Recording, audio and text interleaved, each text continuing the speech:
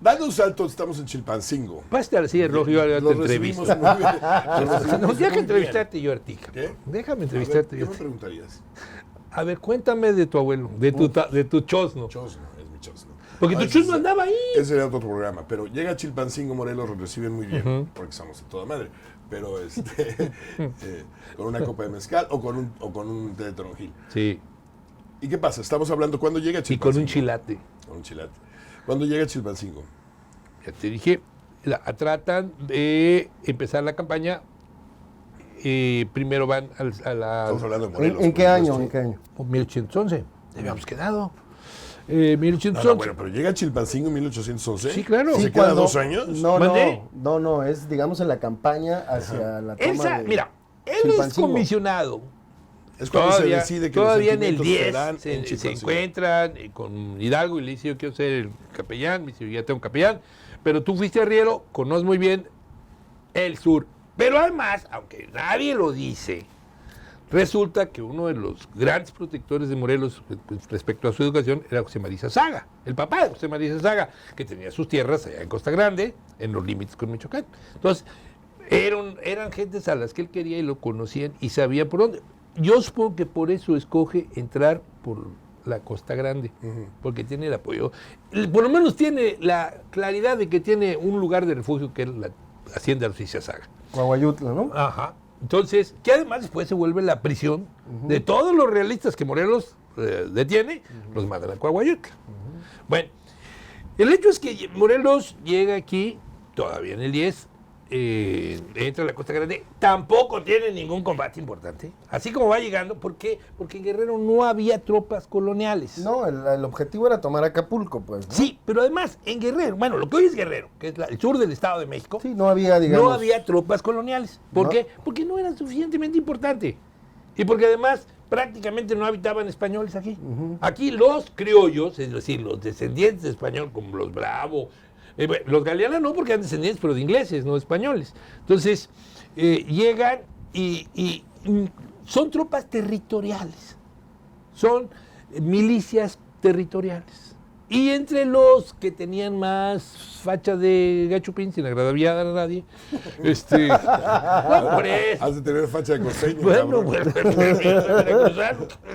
Entonces, pues sí, soy costeño, soy tlacotalpan. Entonces, ahí te va. Resulta que la gente no tiene mayor vínculo con el centro. Si hasta el día de hoy... Como ahora. Sí, como hasta el día de hoy. Me estabas contando de algunos tuyos que habían que no conocían cero, ¿no? De salir Sí, de aquí. Así la... Que lo más, entonces, compañeros bueno... de la Loyola, sí. No, y yo conozco mucha gente en Chilpancingo que nunca se hubiera ido a la Ciudad de México, ¿no? El día de hoy, no estoy hablando de 1810, ¿no? Entonces, resulta que pues, era una lejanía endemoniada, y además era una lejanía histórica, ¿no? Entonces, resulta que no había tropas coloniales como tal, profesionales. Entonces, ¿qué había? Milicias. Las milicias se plegaron a Morelos inmediatamente.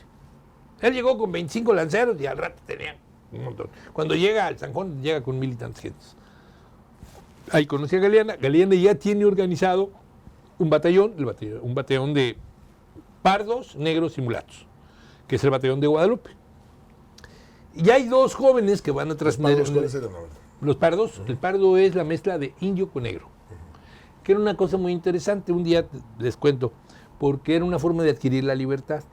O sea, los indios eran libres, no eran esclavos. Isabel la Católica no permitió que se esclavizaran, fue una de las pocas buenas cosas que hizo Chabelita la Mocha. Y entonces... Chabelita la Mocha. Pues, con cariño, o sea, ustedes son muy bruscos con la señora, pero ella hace una ley que protege a sus súbditos que no se levanten en contra del Reino de España. Entonces, lo primero que hace es una figura que recomienda a su hijo, ahora Carlos V, del de los chocolates del Chicharito. Aportación cultural. Sí, aportación cultural, chocolate del Chicharito. Y entonces le dice que por favor proteja a sus súbditos de las Indias. Y se crea una figura muy interesante que se llama la República de Indios, en donde los nobles indígenas siguen gobernando a lo que era su gente y lo único que tienen es un tipo que cobra los impuestos y un sacerdote que va a catequizar a todos, pero ellos se siguen autogobernando y además le reconocen su territorialidad. Entonces, bueno... Primer momento que se establece la figura de usos y costumbres. Usos y costumbres, sí. Y entonces, ¿qué sucede? Que los negros son esclavos, pero si se amanceban con una india, o con una blanca, lo cual era muy difícil, obvio. pero con una india, Aún. Ajá. aún. Sí. Entonces, ¿qué sucede? Que esa india tiene, en primer lugar va a llegar el cura y va a decir, no pueden vivir en unión libre. Que eso es demoníaco. Es como si hoy te quisieras casar. ¿Con quién te gustaría? Imagínate que le hubieran ¿A ti dicho- con quién te gustaría casar? ¿Con el tocayo? Me cae bien, pero... Bueno, en aquella época... Imagínate que le hubiera dicho un indio, No, cabrón. que le hubieran dicho... antidemocrático. Lo sé, don Gabriel. Imagínate que le hubieran dicho al cura un indio y un negro. Ajá. ¡No! Impensable. Bueno, entonces, ¿qué pasa? La India tenía derecho a comprar la libertad del marido. Entonces, o adquirir la libertad. Empoderamiento femenino, ¿eh? No, pues Claro. de ahí viene que en Guerrero la gran Claro, mayoría de también las un personas- negro con una india. ¿Mandé? También un negro o lo una mismo, india, de allá para acá. una negra con sí, un indio. Sí. Y entonces hay un mensaje muy interesante y estos se llaman pardos. ¿Sí? Bueno, estos pardos, Bueno, ya regresa a lo que estábamos estábamos hablando, este batallón de pardos, hay dos jóvenes muy importantes que van a ingresar a ese batallón. Uno que se llama Vicente Guerrero Saldaña, que es un joven arriero que viene de la ciudad de Tizla, peleado con su padre a muerte, porque su padre es totalmente proclive al rey. Es un negro, pero es totalmente proclive al rey y es el armero del batallón de pardos de Tizla. Ah, o sea, de por sí siempre lo mandaba a la chingada, pues, ¿no? Sí, por eso cuando va y le dice eso de que este viejo canoso, según los que estuvieron ahí, algunos testimonios que le digo, mire padre, primero tuve patria que padre. Y además el padre le hizo cosas espantosas, ¿eh? Cuando toman Tizla no lo deja ver a su hija y a su mujer, porque él es un delincuente, ¿no? Bueno, el hecho es que ¿Y quién era el otro? el otro, el chosno de aquí de mi cuate, Juan Álvarez Hurtado. Ay, ¿cómo lo ves? Sí, señor Juan Álvarez. No lo creería uno, pero sí. No, sí. Conociendo su... Sí se le cree. su Era cacique. background. Background, exacto. Sí, en inglés, para que entienda. Casi sí. No, entonces son dos. Juan Álvarez, su padre era de Santiago de Compostela, su mamá era una gente afrodescendiente. Se casan, aquí en Acapulco se las hacen de jamón los españoles, entonces él se va de aquí con su mujer a Toyac, compran unas tierras en un barrio que se llama el barrio de la Tachuela y ahí nace don Juan Álvarez. Ya. Y- Bueno, viene Morelos, Ajá. toma Acapulco. No, Vamos al bueno, fuerte. todavía viene toda la campaña de Morelos, que es una campaña muy exitosa. Lo más importante que va a tomar en esa campaña es Oaxaca. O sea, que no se llamaba Oaxaca, se llamaba Antequera. Sí. Entonces toma Oaxaca. ¿Antes qué era? Antequera un Antequera. pueblito. No, era muy importante, una ciudad muy importante. Y por un aferramiento de Morelos, tengo que tomar el fuerte de San Diego. Hablo para llegar a lo de Chilpancingo, ¿no? Ah, exacto. Bien. Viene y se está 8 meses aquí sitiando el fuerte de San Diego. Finalmente lo derrota. No lo derrota, es Galeana el que lo toma. Y es muy interesante porque hay una cena ahí donde Morelos invita a cenar al comandante español y a su oficialidad ahí en San Diego. Y entonces el comandante español se para y dice, ¡que vive España! Y entonces Morelos dice, sí, que vive España, hermana, no conquistadora, no colonizadora. Sí, como hermana, bienvenida, pero no como dueña y señora, ¿no? Ni que determine. Eso creo que es importante que más o menos lo aclares para mí, ¿no? O sea, Sí. estamos hablando de 1800, de esta cena. 13. 13. 3 años después de lo que nosotros conocemos 2 años como la fecha de la independencia. ¿Cuál era la situación? ¿Cómo la fecha de la Digo, independencia? de 1910. El grito de Dolores. El grito de Dolores, perdón. la declaración del inicio, como Pues sí, se el grito, llamaría. el grito del inicio de la guerra de independencia, De que lo la da Miguel independencia. Hidalgo, en donde... Todavía gobernaba España México en ese momento. Ah, no, y la va a seguir gobernando hasta 1827. Exacto.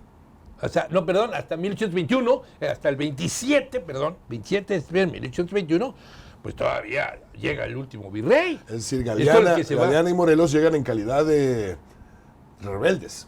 Claro, claro. Y cuando llegan a Chilpancingo a hacer el Congreso Nacional, absolutamente rebeldes, pues. Imagínate, van a decretar el fin de 300 Claro, años de intervención española, ¿no? Claro. Y es lo que se hace en Chilpancingo. Lo cual hace muy interesante a tu pueblo, o a tu ciudad, porque ahora ya no es pueblo, es una ciudad, perdón. Es un pueblo grande. No, es una ciudad pequeña, pero es una ciudad... Es la capital del estado. No, La capital del país. es la con más capital, respeto. no la capital del estado, es la primera capital de México. Por favor, O sea, anoten. el Congreso Anótalo, de Anáhuac, En el súper Congreso- que aparezca, por favor. El Congreso de Anáhuac, o sea, se hace en la primera capital de la América septentrional, porque ahí se van a dictar la Claro. independencia y una serie de preceptos que van a ser la primera O constitución. sea, fuimos los primeros chilangos, güey. Ahí está. Velo. Dile que no. Dile Me que estoy no. matando solo. Sí, es suicida. Y entonces, Bueno, entonces, ¿qué sucede?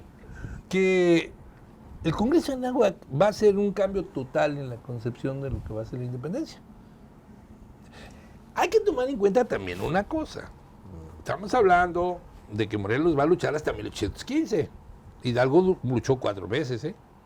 Y en realidad fueron 3 y el último mes fue andar a la carrera.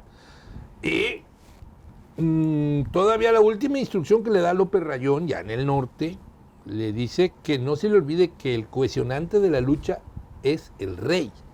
Fíjate.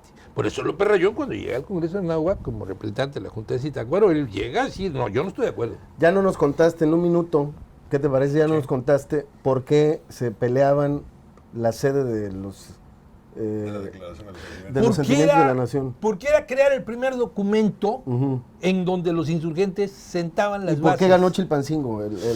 Digamos, Yo digo, Por su importancia fíjate, turística. por su importancia, no, te voy a decir por qué.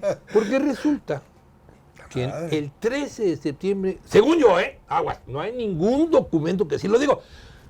Yo te les voy a decir por qué lo creo, lo supongo. Como decía Sabines, no lo sé de cierto, pero lo supongo.